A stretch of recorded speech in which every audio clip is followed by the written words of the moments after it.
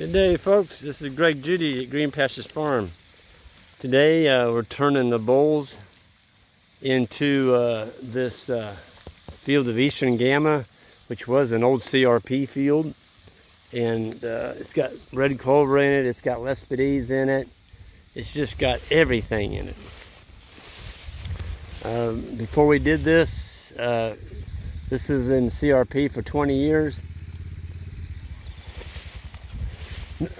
Yeah, make sure you get that tree up there in it for shade. We're just gonna get the mineral. When you do, go up there and hook on and run me one about where that tree is, all the way down to that gate. So when we sort those bulls on Monday, we can put them right in there, or Sunday night that is. Yep.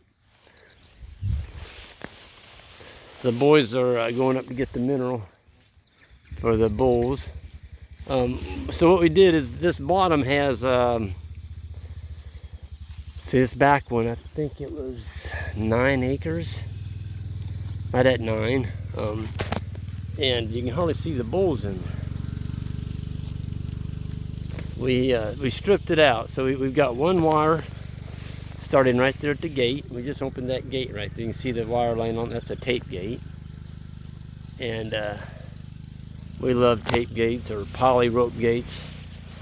They're just so nice and economical to put in. And so we ran a reel. You can see it hooked on the fence there. That's a paddock division right there. And it goes all the way along this gamma field there. You can see the tree line. Then way back over there is the creek.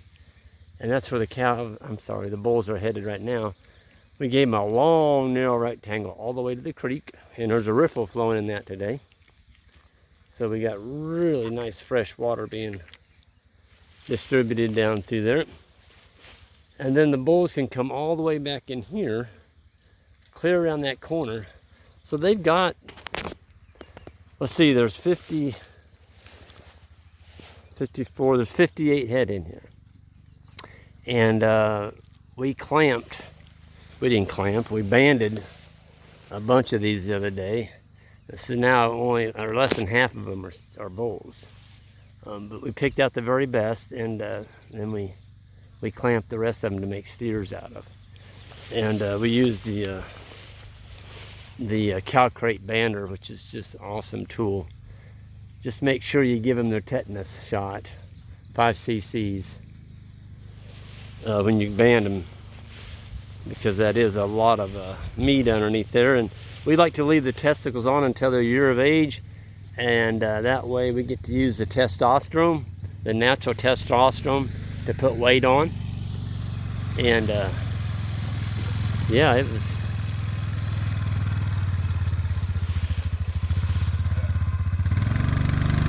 crazy how thick this stuff is out here. You can hardly see them pulling that mineral feeder out there.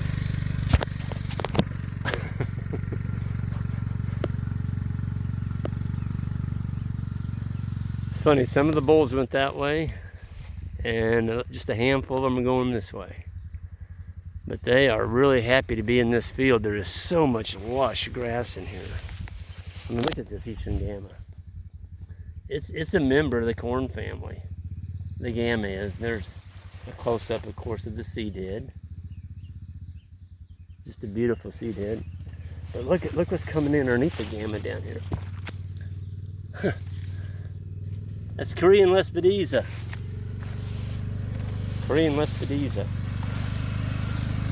It's the only true summer legume we have here in the state of Missouri.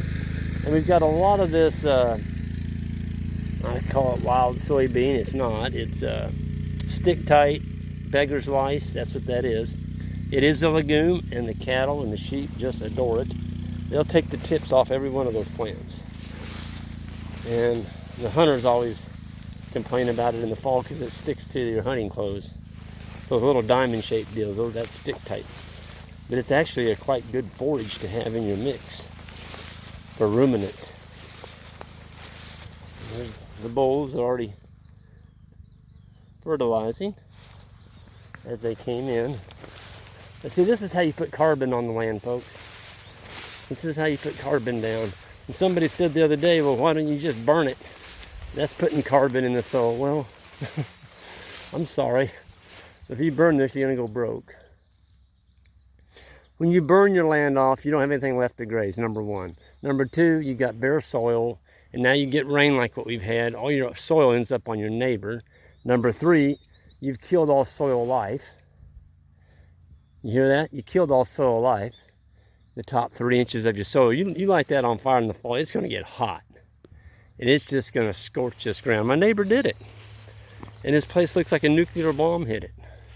There's nothing growing out there but ragweed.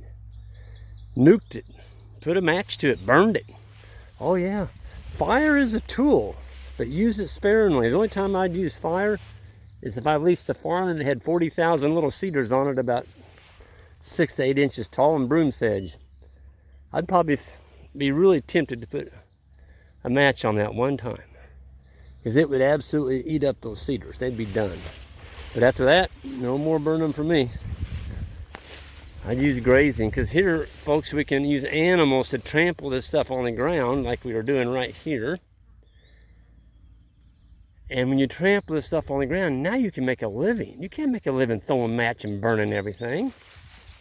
I get sick of that. I mean, we got people around here burning their yards, for goodness sakes. That's in South Africa. They're burning that whole country. Ian says they're going to turn it to the Sahara Desert if they're not careful. So you know, just think twice before you throw a match on it.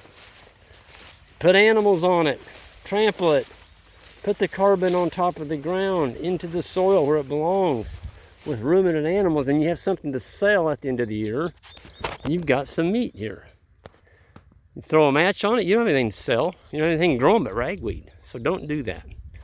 All right, I'm going to climb down off my ladder there on the burning. Because when I see warm season grasses like this, people, oh, you won't keep them in your farm unless you burn it. I'm sorry, this field's been here over 20 years and I still got a really nice stand of it. And we don't burn it. We don't burn it, we graze it, we feed it. We feed it all this plant litter, trampled on the ground. Yes, there's diversity out here. There's not a solid stand of gamma. I don't want a solid stand of gamma. But I guarantee you can come back here tomorrow morning, removing these. There's 58 head in here. You're moving them once a day. This is going to look different than this over here, where that wire is. But we got 4 paddocks out of this, and so we've already got a vet appointment on Monday to bring our bulls in, and we do semen checks, trichinosis, and also yonis. Those are the 3 that we do. They're not all those that are required, but as a breeder, folks, you ought to do them if you're going to be selling seed stock. That allows you to rest good at night, that you sold a very healthy animal, nothing's wrong with it. And it's going to go do a good job for its new owner. And that's key. You want animals that do well. No health impediments. So there they are, bringing the wire down. There's, I think Ben's driving. Oh, that's Isaac. He's throwing the post out for Ben. And they're going to hook a wire on right there on that big orange pole that goes over the top of that gate. So once we get done here, I'm going to close that gate right there. But when we move the bulls tomorrow, that reel right there is going to be reeled back about maybe 100 yards. We'll sook them into that next paddock that has a back fence in it. And instead of hooking that reel on the right hand side of the gate here, where that orange pole is, we actually moved over a little. That reel is going to go over there on that white post. So on Sunday night, they're putting in a little lane right there. It's going to be a paddock for the 9 bulls that we're sorting out on Sunday night for Monday morning vet inspection. So you can plan stuff like that, folks, with this poly. So this is Friday. We planned this all out yesterday on our grazing map, where they needed to be to make this happen. And so they just put in about an acre holding pen there for Sunday night. And that's got water in it, it's got shade. And so Monday morning when we come out here, we got to be at the vet at 9, and it's an hour drive from here. So that means we got to leave here by 8. So we're going to get up and move the mob real early, the big cow mob, and then we'll come over here. They're already right there. We can just push them in the crowd, have the trailer backed up, and we're going. So there's nothing like coming out here and trying to sort out the 9 that we want. And when we went through the herd yesterday, we've already picked out the 9 that we're going to have tested, or the next 9. And so we don't have to be looking for that either.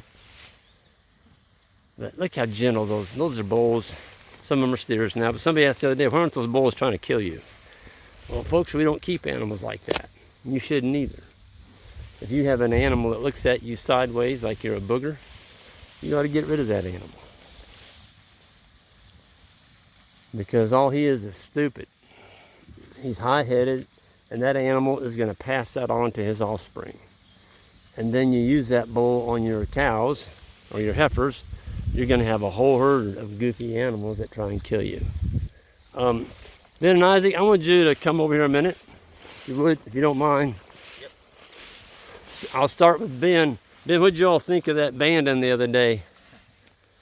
It was excitement. I mean, it was different than what we do on a daily basis. Yep. It was a good experience though, for sure. You'd never used the cow crate band or anything like that? No, never done it. Well, you caught on pretty quick. You were a little bit gun shy at the start there. At the end, you were just grabbing that testicle and throwing it right in there. What did you think about it, Isaac? It was fun. At first it was like, what the heck am I doing? And then once you figure it out, it's just, I don't know. Yeah. It just goes smooth as it can be. I mean, yeah. Well, they don't like what you're doing, but we picked a great day for it, didn't we? oh yeah. It was so cool, and it rained that morning. Yep. Yeah. The bulls weren't stressed. Not too stressed, at least the ones that got turned out. Yeah. Of course, the 2 on the video were the craziest, but it's good. You guys get a glimpse of what it actually looks like. A real life, that's right. We don't candy coat anything out here. That's some of them get pretty rank when you lock them in. But folks, when you take bulls that are, you might say, virgin to a chute like that, and they never had their head clamped into a chute, it's a different experience for them, you know, and so they kind of react differently. What do you all think about this field we just turned them into? Man, it's like primo feed. Like, it's crazy. Like, this gamma is just so palatable. Yeah. Like that's all you can see all around it. Well, you picked a leaf the other day, Isaac. Yeah, it was like this long. Yeah, it was like what, 3 foot? Oh yeah. Yeah. Yeah, we got a picture of it. Ben, you think the bulls are gonna be happy in here today? We were gonna split this into thirds, and then we came down and we're like, no, we're splitting it into quarters because there's just too much. Too much here in there. What do you all think about people that say? Close. Oh, there you go. Wow, look at that. I mean, and then they're gonna chop it off like right there. Yeah. So they're getting that top. Wow. And you talked about the pokey part of it. Yeah, the pokey part of the stem right there. So when the cows graze that off, or the bulls in this instance, it's pokey right there, and then they stop. Yeah, right there. Yeah, right there. So it's got almost a self-regulating mechanism on it. The cows and the bulls will not graze lower than that. Now, if you leave them another day, they'll go back and take another bite off that plant. And so that really affects your regrowth. See, the thing about gamma, somebody said the other day when I said it went down 18 feet, they said, did you mean inches or feet? I'm like, no, it's feet. The guy I bought the seed from, Dan Shepard, and he doesn't sell it anymore, but he was the largest gamma grass seed salesman in the United States, maybe even in the world at one time. And he took a track hoe, went down into his bottom, and he dug down beside an established stand. I think the plants were 8 to 10 years old, and he saw roots 18 feet down. Now that's in a bottom, that's not up on a clay knob. But that's just, I was just mortified. That's a depth of tree roots. Yeah. You know? So you got some stick tight in there too. Yeah, I was talking about that earlier. Isn't that beautiful? Those 3 like weight gain. That's a weed though. You don't want weeds, do you, Isaac? Your definition of a weed, or a weed is to your definition. To some people, that's a weed. Yeah. Well, if animals eat it, is it a weed? Not really. It's food, isn't it, Ben? No, it's got a purpose. Yep, that's right. Even if they don't eat it, it has a purpose. Well, what do you all think about this story that people say, you know, you should be burning this stuff? It's you know, I talk about putting carbon on the land. They say, well, if you burn it, you're putting carbon on the land. No.